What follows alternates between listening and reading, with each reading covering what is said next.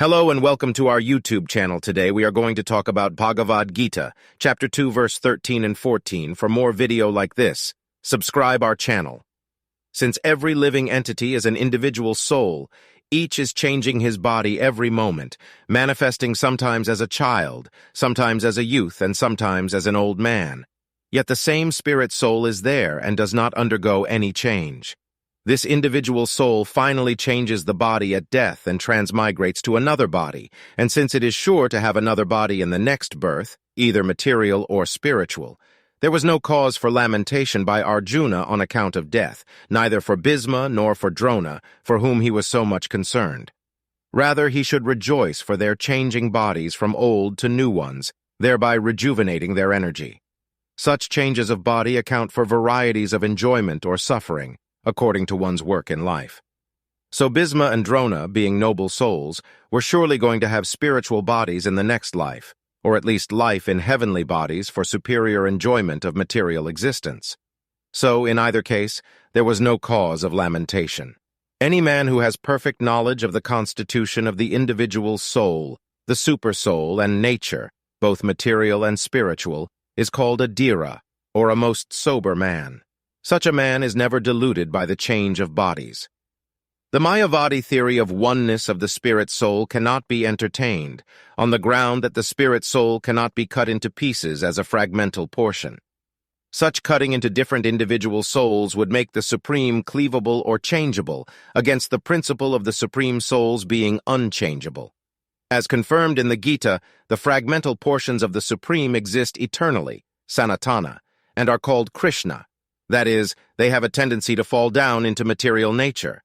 These fragmental portions are eternally so, and even after liberation, the individual soul remains the same, fragmental. But once liberated, he lives an eternal life in bliss and knowledge with the personality of Godhead. The theory of reflection can be applied to the supersoul, who is present in each and every individual body and is known as the Paramatma. He is different from the individual living entity. When the sky is reflected in water, the reflections represent both the sun and the moon and the stars also.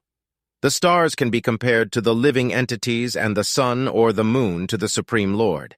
The individual fragmental spirit soul is represented by Arjuna, and the Supreme Soul is the personality of Godhead Sri Krishna. They are not on the same level, as it will be apparent in the beginning of the 4th chapter. If Arjuna is on the same level with Krishna, and Krishna is not superior to Arjuna, then their relationship of instructor and instructed becomes meaningless. If both of them are deluded by the illusory energy, Maya, then there is no need of one being the instructor and the other the instructed. Such instruction would be useless because, in the clutches of Maya, no one can be an authoritative instructor. Under the circumstances, it is admitted that Lord Krishna is the Supreme Lord, superior in position to the living entity Arjuna, who is a forgetful soul deluded by Maya. Verse 14. In the proper discharge of duty, one has to learn to tolerate non-permanent appearances and disappearances of happiness and distress. According to Vedic injunction, one has to take his bath early in the morning, even during the month of Magha, January-February. It is very cold at that time, but in spite of that, a man who abides by the religious principles does not hesitate to take his bath. Similarly, a woman does not hesitate to cook in the kitchen in the months of May and June, the hottest part of the summer season. One has to execute his duty in spite of climatic inconveniences. Similarly, to fight is the religious principle of the Kshtriyas, and although one has to fight with some friend or relative, one should not deviate from his prescribed duty.